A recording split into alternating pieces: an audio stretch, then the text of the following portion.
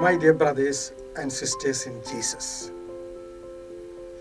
one of the most touching moments of the Summer Olympics 1984 in Los Angeles came by surprise. The primetime channels announced that Jeff Blutnick defeated Thompson Johans to capture gold in Greco-Roman wrestling. At the end of the game, Blutnick did not jump in the air many times. He did not run around the ground waving people. He did not show sweeping bows to the audience, but slowly went on his knees, kept his face down and silently praying. All the cameras focused at Blutnick's face and people were clamoring and happened to become so silent, seeing that Blutnick's ears were shedding torrents of tears. There were so many reasons for Blutnick to cry at that moment. Not just that he won this Greco-Roman wrestling game against Johansson of Sweden, which never the American sports people have won before, but 2 years before the game, Blutnick had contracted cancer. 13 months before the game, he had undergone the surgery. He came out, proved successful in his life, but this particular moment, his second winning in the ground of wrestling, made him feel emotionally charged and tears were flowing out of his eyes. The next day, all the major papers and channels carried Blutnick's story, and the sports writer Bill Ryans wrote, "It's so beautiful to notice the power of cleansing tears at the time of Olympics Games. You find winners of each game, after they capture gold or silver, wearing the gold, they look at the flag of their country and listen to the national anthem of their country. Often we find eyes of many of those athletes become misty. A moment when they get charged with emotions." What is peculiar with Blutnick's experience is also the same. The gigantic figure, 220 pounds, person breaking himself into tears proves that he's just like any one of us who can become emotional, charged with feelings, and tears can flow from their eyes. It makes us feel that he is one among them. We begin to love those characters and they become noticed by the whole people, and the media focuses their eyes on those particular moments. The sleek, the swift, the strong succumb to feelings and proves that he is one among them. That makes us feel great about them. This is exactly what is happening in today's gospel story. When we read that Jesus cried at the tomb of Lazarus. It is so funny, so amazing, so touching to to see that Jesus, Son of God, a prophet, a person beyond all kinds of human frailties and weaknesses, happens to become emotionally charged, weak as a human person, and cries. That made all the audience, all the people around him, not only to admire him, but create an appeal for him, to accept him as one among us. We tend to forget often that Jesus was a human person. We tend to forget that Jesus became thirsty on the cross. He became wearied on his way to Samaria. We forget often to feel that Jesus was depressed in Gethsemane.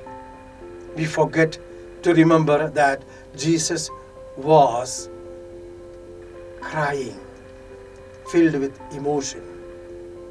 Making Jesus a Son of God, understanding his right position, equally we have to accept him as a human person. That makes us closer to Jesus as a person who loves us, who, when we realize that he had thirst, he had weariness, he had depression, he had undergone all these kind of emotions, makes us feel that he will be able to understand us better when we happen to face similar situations, when we happen to encounter such emotionally charged situations where we feel our weaknesses, our limitations, our failures. This is what makes Jesus' person closely loved by human community. Today's gospel brings out not only that Jesus was getting charged with human emotions, but Jesus was a man of friendships. We find Jesus was in friendship with the family of Lazarus. He had his good relationship with Mary, Martha, Lazarus, and he exercised that friendship often. Whenever he had a chance to pass through that area, he always visited them, shared their feelings, shared their joys, celebrated with them any occasion as he came in. Joseph Scriven was a missionary, zealous missionary, working in Canada. He got the news from his home that his beloved mother is severely sick. His condition was serious. But as he was seriously engaged in the mission work, he could not go home at that time and see her or nurse her or support her or pray for her in her presence. So what he did, he wrote a letter. That letter was a poem, a song. What a friend we have in Jesus in our troubles and failures. We often used to sing this song with a lot of emotional charged feelings, as those words explains to us how strong Jesus supports us in our frailties and weaknesses, in our moments of distress and disappointments, when we become helpless. Jesus becomes a great friend at that time. He can console us. He can comfort us. He can enliven us, encourage us. He can give us more and more confidence and trust. Yes, the mother of Scriven really got kind of a consolation and strength, and she had a very good death in the hands of Jesus. Jesus expresses his love in the human situations as a human person. That's why we find he was given information by the sisters about the death of their brother Lazarus. They never invited Jesus to come soon or come home or anything, because they were confident that if he gets the news, definitely he will come immediately to the house to console them, to encourage them, to support them, and to be with them.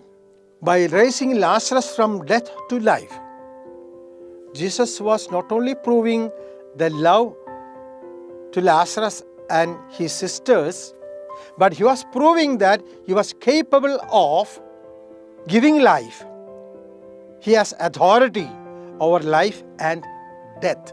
He was Son of God. That is another revelation we get, a confirmation to the faith of the people in Jesus' divinity. A friend in need is friend indeed. We always have listened to this saying. Jesus became a friend in need, and he was a friend indeed. There is a story told of a soldier who actually found one of his friends missing, who had gone to the war front, and he was so much disturbed. He just wanted and searched for him. He went to the captain, asked permission to go and search for his friend. But the captain got angry about this soldier's request. He said, he would have already died. There is no meaning that you go now and search for him. It's not going to contribute anything if you go there. The soldier was a bit disappointed, but he took courage and went by himself in search of his friend. After a few minutes, he comes back being shot and bleeding, carrying the dead body of his friend. Seeing him coming like that, the captain really got fury and told him, I told you not to go. What advantage did it do as you have gone? Now I am losing both of you.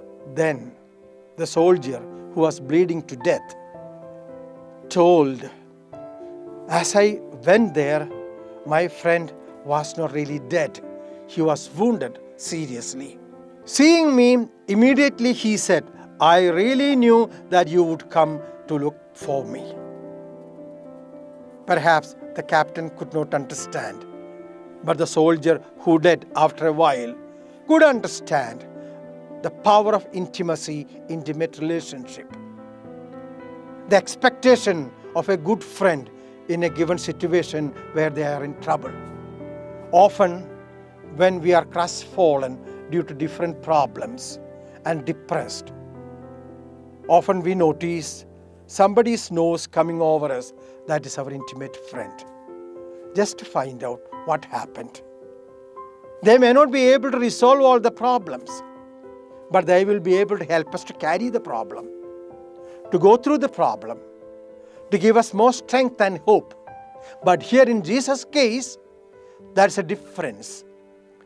He is not only just coming to console us, but he can even resolve the problem, even to the extent of resurrecting a dead person back into life. That is the peculiarity of the friendship of Jesus in our lives.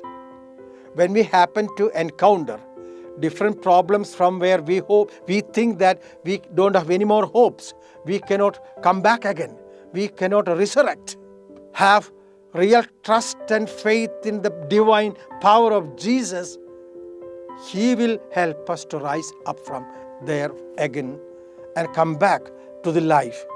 And His grace, His support, His life of power over death is going to support us. This is a message Jesus wanted to give us through the resurrection of Lazarus in today's gospel reading. Let us try to develop this great love towards Jesus that's not only consoling but creative and recreative. In the name of the Father, and of the Son, and of the Holy Spirit. Amen.